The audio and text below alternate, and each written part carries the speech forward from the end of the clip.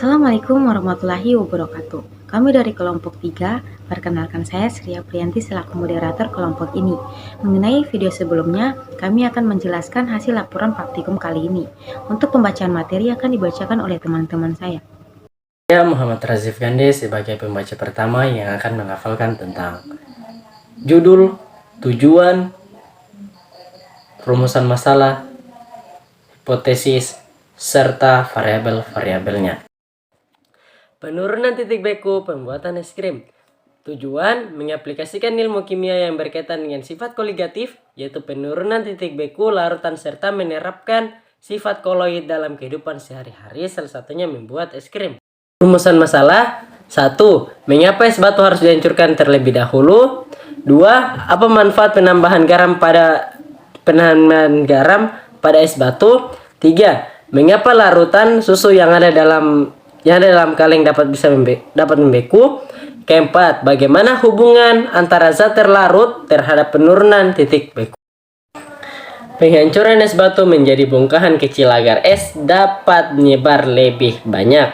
2. Garam berfungsi mempertahankan suhu pada es agar es tidak cepat mencair dengan cara menyerap kalori sekitarnya.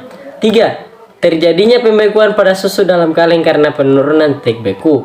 4. Penambahan zat pelarut oleh zat terlarut akan terjadi proses penurunan tekanan uap jenuh larutan. Variabel bebasnya yaitu air murni dan larutan susu. Variabel kontrolnya yaitu titik beku zat, sedangkan variabel terikatnya yaitu penurunan titik beku larutan. Saya atas nama Zahra Fadilah akan menjelaskan tentang alat dan bahan, cara kerja dan hasil pengamatan pada laporan kami.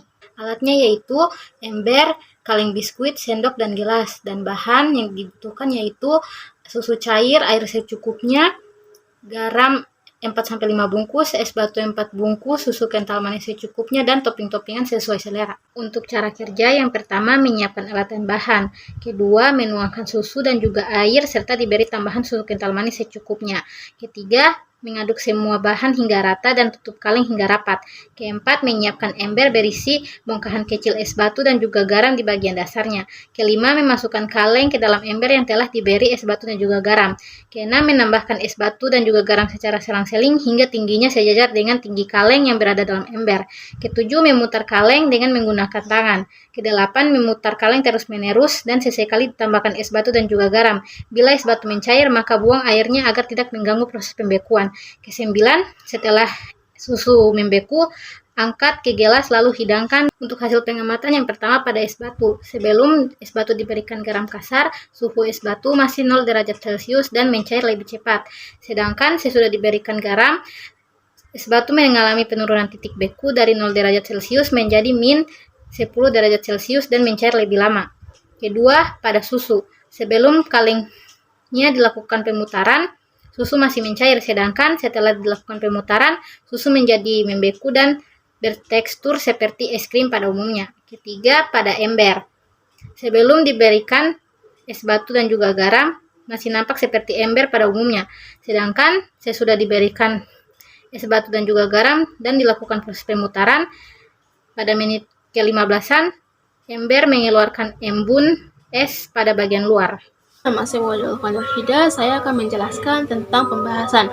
Baik, pertama, hukum Rolle dicetus oleh Franco SM von Roth 1830 sampai 1901 untuk mempelajari sifat-sifat tekanan uap dalam larutan yang mengandung zat pelarut yang bersifat non-volatif, serta membahas mengenai aktivitas air. Campuran ideal adalah campuran yang menaati hukum Rolle. Dalam sebuah larutan, beberapa molekul yang berenergi besar dapat menggunakan energinya untuk menggunakan daya tarik intermolekuler. Semakin kecil daya intermolekulernya, semakin banyak pula molekul yang dapat melepaskan diri daripada suhu tertentu. Pada suhu tertentu, sebagian dari molekul-molekul yang ada akan mempunyai energi yang cukup untuk melepaskan diri daripada permukaan larutan. Yang kedua, penurunan titik beku larutan sangat dipengaruhi oleh banyaknya partikel zat terlarut. Semakin banyak zat terlarut yang diperlukan, semakin lama pula waktu yang diperlukan untuk terbentuknya kristal es. Maka semakin banyak pula es batu dan garam yang diperlukan. Yang ketiga, es batu digunakan untuk pembuatan es krim ditaburi garam dengan tujuan akan timbul reaksi kimia antara garam dan es. Hal ini membuat permukaan es mencair dan membentuk larutan garam. Saat garam dilarutkan dalam air, garam akan terurai menjadi ion-ion komponennya yaitu natrium dan klorida. Komponen ini dapat memecahkan partikel es batu jadi cair. Es kemudian akan menyerap panas dari larutan garam ini sehingga larutan menjadi lebih dingin dari 0 derajat Celcius. Jika tidak diberi garam, es tidak akan membeku. Es batu justru mencair karena menyerap panas di sekelilingnya. Yang keempat, adonan es krim atau susu ditempatkan ke dalam kaleng yang terendam oleh es batu dan garam sambil diputar-putar. Proses tersebut mengakibatkan adonan membeku dengan titik beku beberapa derajat di bawah titik beku air murni. Pembekuan terjadi karena bahan-bahan diberi perlakuan suhu dingin selama beberapa menit bahkan beberapa jam. Sebab dalam proses pembuatan es krim, es batu menyerap kalori pada adonan atau susu sehingga dapat membeku. Penambahan garam pada es batu bertujuan agar susu dapat membeku lebih cepat. Garam berfungsi sebagai penurun suhu sehingga adonan atau susu dapat membeku. 5. Hubungan zat terlarut terhadap penurunan titik beku adalah apabila ke dalam zat pelarut ditambahkan zat terlarut, maka akan terjadi proses penurunan tekanan uap jenuh larutan, yang dimana pada percobaan ini zat pelarutnya adalah garam, sedangkan zat larutnya adalah susu dalam kaleng. Adanya penurunan tekanan uap jenuh larutan ini akan mengakibatkan penurunan titik beku larutan. Dengan kata lain, larutan akan membeku pada temperatur yang lebih rendah. Nah, itu dia. Untuk pembahasan, saya akan menambahkan sedikit.